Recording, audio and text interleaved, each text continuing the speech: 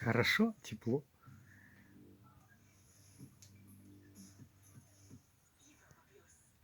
Отрегулировал, короче, печку специально, чтобы стекло не темнело. Вот так вот.